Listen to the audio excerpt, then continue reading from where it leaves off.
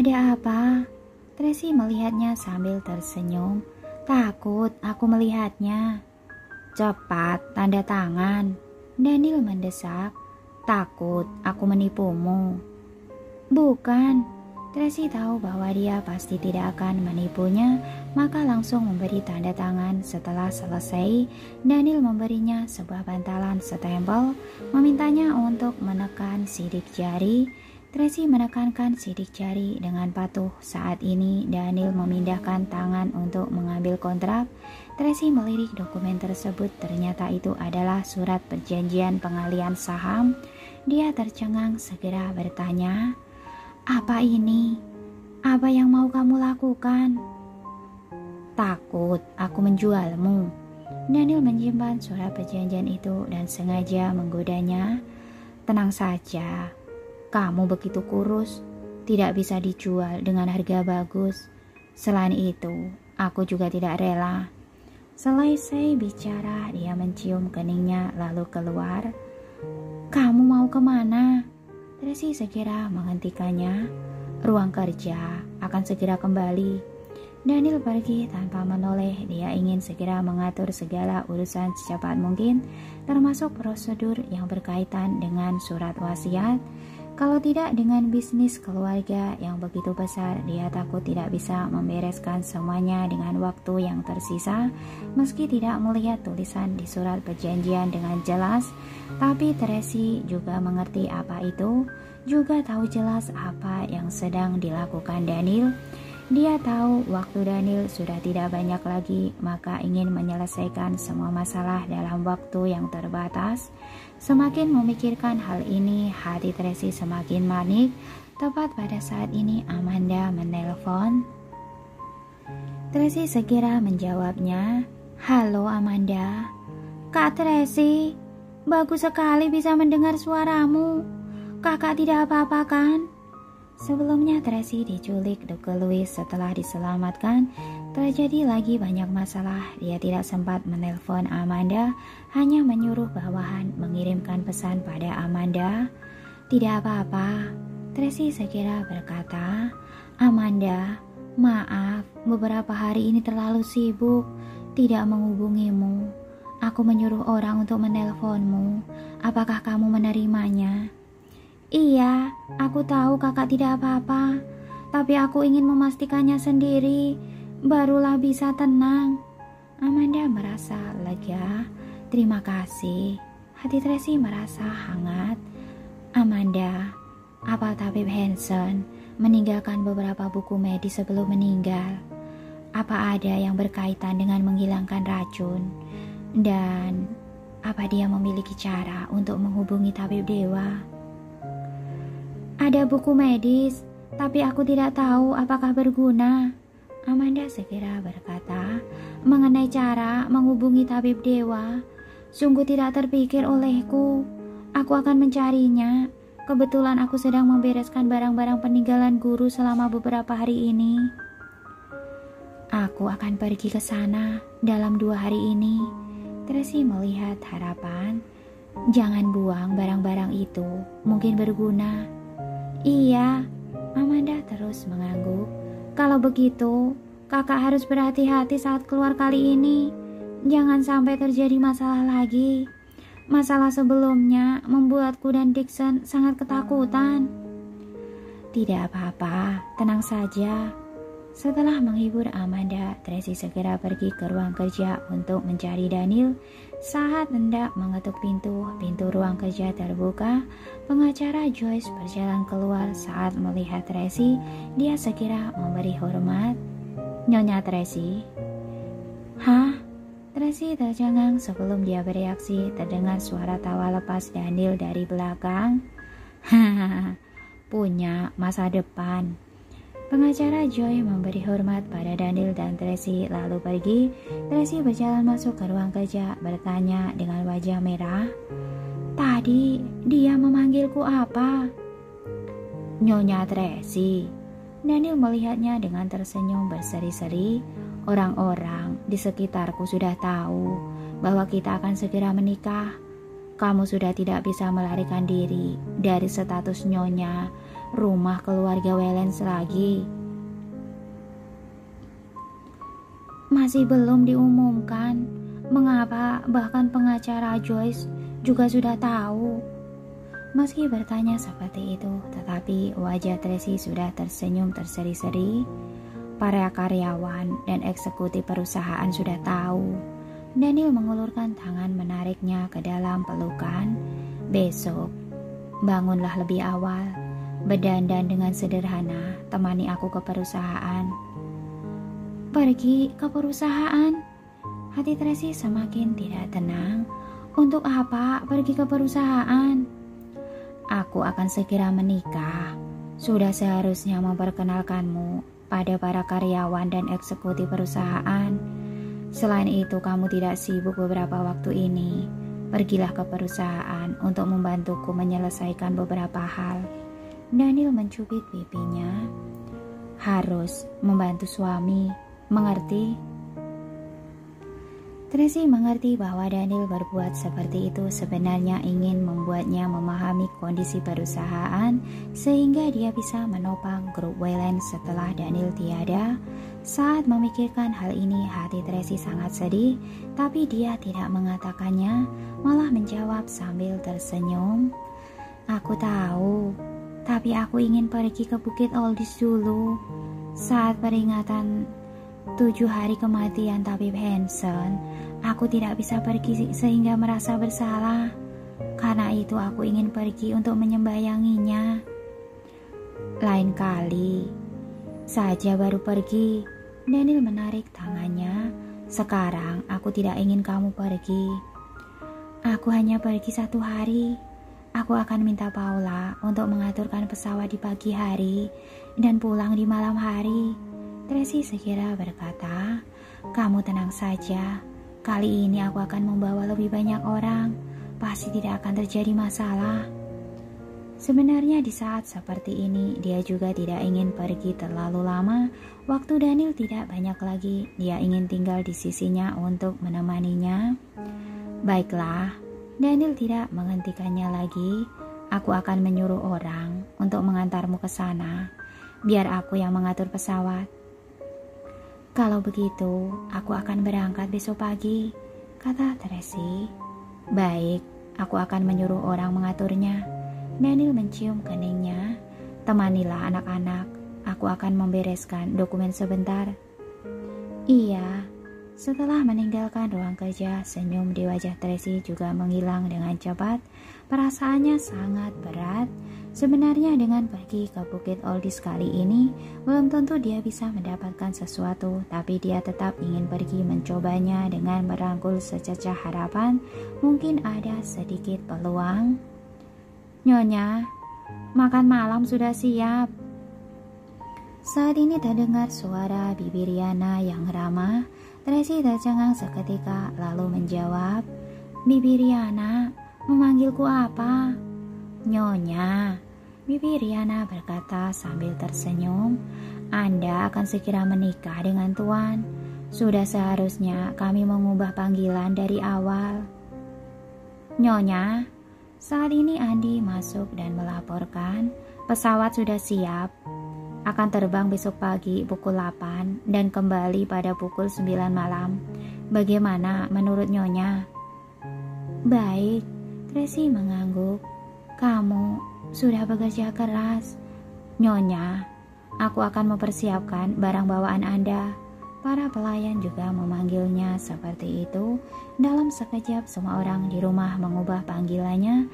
Tracy merasa sedikit bingung dan tidak terbiasa, juga sedikit malu. Biasakanlah perlahan-lahan. Bibi Riana menepuk tangannya dengan penuh kasih sayang. Aku akan pergi memanggil anak-anak untuk makan. Biar aku saja, sekelompok bocah kecil terlalu berisik. Tracy berkata dengan ramah. Bibi, naiklah ke lantai atas memanggil Daniel. Baik, Nyonya. Bibi Riana mengangguk dengan tersenyum, lalu naik ke lantai atas. Tracy pergi ke taman untuk mencari anak-anak. Baru berjalan beberapa langkah, terdengar suara teriakan Bibi Riana dari lantai atas. Dia terkejut bergegas kembali.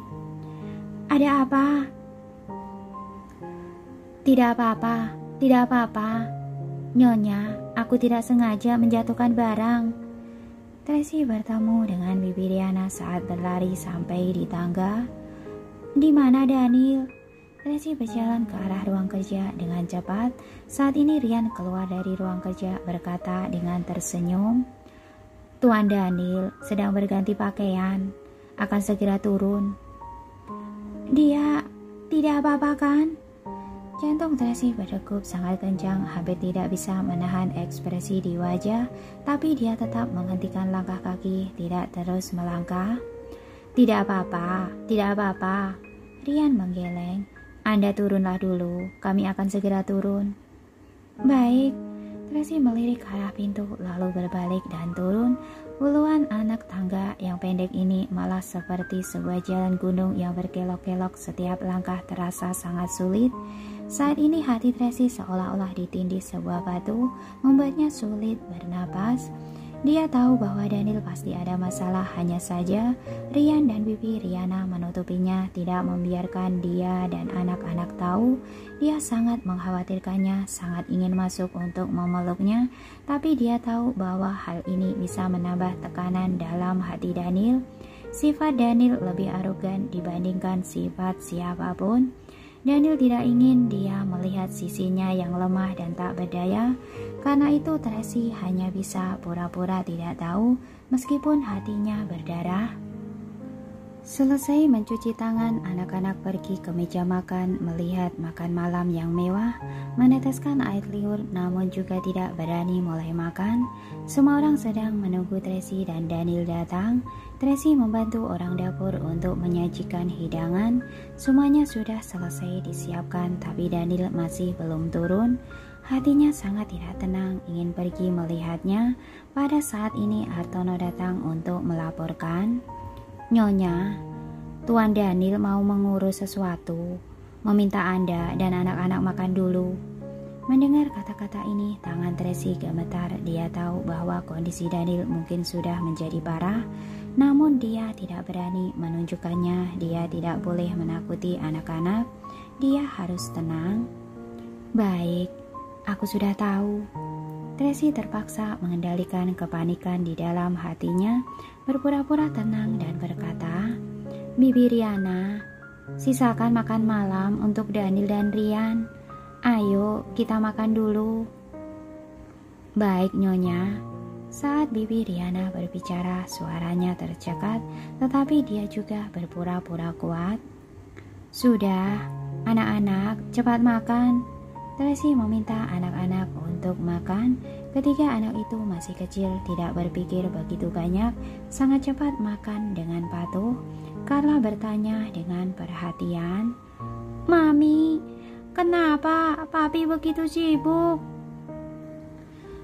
Iya, apa tidak bisa makan dulu baru bekerja? Carlos melihat ke lantai atas dengan khawatir. Kalau tidak, aku antarkan sedikit makanan untuk Papi. Tidak perlu. Tracy buru-buru mencegah. Papi sedang bekerja, kita jangan mengganggunya.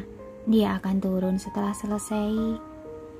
Tapi sudah dibilang makan dulu, begitu banyak omong kosong. Carlos tiba-tiba sedikit marah. Kata-kata Carlos terpotong. Ia tercengang sejenak, kemudian mengerucutkan bibir dengan sedih. Kak Carlos, kenapa berteriak padaku lagi? Makan. Carlos melototinya dengan serius. Kak Carlos, emosimu sekarang sangat buruk. Carlos berkata dengan marah. Setiap hari, sembarangan melampiaskan emosi, memarahi orang, menyebalkan. Carlos, Tracy ingin membujuk Carlos, tetapi Carlos tiba-tiba berdiri langsung berjalan keluar. Mami, lihatlah dia. Carlos menunjuk Carlos dengan marah. Berteriak padaku tanpa sebab. Sekarang masih marah dan berlari keluar. Keterlaluan. Carlos, anak baik, jangan marah lagi. Tracy memeluk Carlos. Mami, pergi lihat Carlos. Kalian makan dulu. yang patuh ya. Selesai mengatakan itu, Tracy buru-buru mengejar keluar. Carlos berlari ke tepi danau di taman sendirian, meninju dan menendang pohon besar, meninju sampai tangannya berdarah. Dia masih tidak berhenti. Tracy menatapnya dari jauh, tidak menghentikannya, juga tidak mengganggunya, hanya meneteskan air mata tanpa bisa menahannya. Dia tidak tega pada Daniel, juga tidak tega pada Carlos. Carlos menyalahkan emosi Carlos buruk-buruk akhir-akhir ini, sering berteriak padanya. Sebenarnya tekanan yang Carlos tanggung terlalu besar. Dia tahu penyakit dan papinya kambuh lagi, tahu kondisi papinya sangat parah sekarang. Dia memikirkan segala cara untuk mencari tabib dewa, tetapi terus tidak ada terobosan. Dia sangat cemas, sangat khawatir. Jadi menghadapi ketidaktahuan Carlos dan yang lainnya, dia menjadi mudah emosi. Tracy memahami suasana hati Carlos, juga memahami perasaannya. Dia sangat tidak tega anak yang begitu kecil harus menanggung tekanan yang begitu besar seorang diri. Kenapa? Kenapa?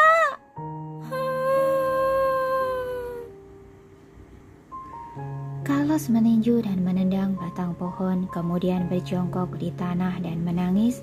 Tracy tidak maju ke depan untuk menghiburnya. Dia hanya menemaninya dari kejauhan, menatapnya dengan diam, menunggunya melampiaskan semua emosinya. Mungkin dengan begini, dia akan merasa lebih baik. Setelah waktu yang lama, Carlos sudah cukup menangis, menyeka air matanya, menengadahkan kepala dan menatap Tracy. Mami, kapan Mami pergi ke Bukit Aldis? Mami akan pergi besok pagi-pagi. Tracy berjalan ke sana untuk membantunya berdiri, membalut tangannya yang terluka dengan sapu tangan, berkata dengan tercekat, Carlos, Mami tahu hatimu sedih, tekananmu besar. Mami tidak tahu harus bagaimana menghiburmu. Mami hanya berharap kamu baik-baik saja. Semua masalah serahkan pada Mami. Biar Mami yang mengurusnya, oke? Kita berusaha bersama. Suara Carlos yang lembut sedikit serak. Bersama-sama memikirkan caranya. Carlos, Tracy sangat tidak tega padanya. Kamu masih kecil. Mami tidak ingin kamu punya beban. Aku ingin menyelamatkan papi. Carlos mengerutkan kening, menunjukkan kekeras kepalaannya. Aku tidak percaya. Aku tidak bisa memecahkan masalah ini. Aku sudah meminta kakek Tony untuk membantu. Baik, bersama-sama memikirkan caranya. Tracy memeluk Carlos dengan sedih. Kembalilah, Mami obati lukamu. Iya. Carlos mengikuti Tracy masuk dengan patuh. Mami, pergilah lihat papi. Apa dia? Dia tidak ingin membiarkan kita melihatnya. Tracy merasa sedih, matanya memerah. Kita jangan menambah beban psikologis padanya, mengerti? Baiklah. Carlos hanya bisa menundukkan kepala. Kembali ke ruang makan, Carlos melihat Carlos menoleh dengan marah, tidak ingin mempedulikannya. Kak Carlos, ada apa dengan tanganmu? Carla melihat tangan Carlos terluka, buru-buru berlari ke sana. Waduh, kakak terluka. Apa yang terjadi? Paula buru-buru kemari untuk memeriksanya. Carlos, kenapa bisa terluka? Bawa dia, oleskan obat. Tracy memerintahkan. Iya, Paula membawa Carlos pergi mengoleskan obat. Carlos melihat tangan Carlos terluka. Ia juga sedikit khawatir, buru-buru mengejarnya. Kak Carlos, biarkan aku membantumu. Carlos, maafkan aku tadi. Aku bukan sengaja marah padamu. Tidak apa-apa, aku sudah terbiasa. Hah? Lagi pula, kamu adalah kakak. Kamu galak padaku. Aku juga tidak bisa berbuat apa-apa. Kamu berkata seperti ini, sepertinya benar juga. Apa? Persahabatan anak-anak hancur dalam sekejap, perbaikan juga dalam sekejap. Tracy terhibur melihat mereka berdua, kemudian lanjut menemani anak-anak makan. Sebenarnya dia sama sekali tidak ada nafsu makan, selalu melihat ke lantai atas, tidak tahu bagaimana kondisi Daniel sekarang. Di lantai 2 ruang kerja, Daniel bersandar di sofa, wajahnya sepucat kertas putih, seluruh tubuhnya sangat lemah. Lily sedang dalam perjalanan kemari. Anda minum air dulu. Ryan memapah Daniel, memberinya minum air. Daniel memberi isyarat tangan dengan ringan. Ia tidak mau minum lagi. Dia sudah berbaring di sofa selama setengah jam. Dari yang awalnya tidak sadarkan diri sampai sekarang pelan-pelan mereda, kesadarannya mulai menjadi jelas kembali. Begini terus bukanlah solusinya. Mata Ryan memerah. Sebaiknya dirawat di rumah sakit, kan? Daniel memejamkan matanya, tidak ada tenaga untuk berbicara. Ketika dia mau tumbang, kata-kata terakhir yang dia beritahu Ryan adalah jangan membiarkan Tracy dan anak-anak mengetahuinya. Hal yang lainnya dia sudah tidak memikirkannya. Dia bahkan tidak mengharapkan masih bisa terus hidup. Tuan Daniel. Ryan melihat Daniel seperti ini, berlinang air mata. Jika bisa, dia sungguh mau menukar nyawanya dengan Daniel. Di lantai bawah, Lily bergegas kemari dengan membawa asisten masuk ke aula. Melihat Tracy dan anak-anak, dia memperlambat langkahnya lagi, berpura-pura santai dan berkata, "Nyonya, aku datang untuk mengganti obat untuk Tuan Daniel." "Pergilah." Hati Tracy tidak tenang, tetapi ia tetap berpura-pura tenang. "Baik." Lily memberi hormat padanya, menundukkan kepala, bergegas naik ke lantai atas. "Cepat." Hartono terus menunggu mereka di koridor, mendorong pintu untuk masuk. Melihat Daniel sedang berada di sofa, kaki Lily menjadi lemas, berjalan ke sana dengan panik, berjongkok untuk memeriksa Daniel, kemudian memberinya minum obat. "Obat apa ini? Apakah manjur?" Ryan bertanya. "Aku sudah menelpon Dr. Heidi sebelum datang ke sini," Lily berkata dengan suara kecil. "Bisa dicoba dengan obat ini." "Apalagi yang dia katakan?" Ryan bertanya. "Apakah dia punya cara lain?" Lily menggelengkan kepala dengan putus asa, tidak berkata apa-apa. Daniel meminum obatnya, perlahan-lahan tertidur. Raut wajahnya juga lebih baik dibandingkan sebelumnya. Lily menyelimutinya, menjelaskan, "Biarkan dia tidur. Dia akan baik-baik saja setelah bangun."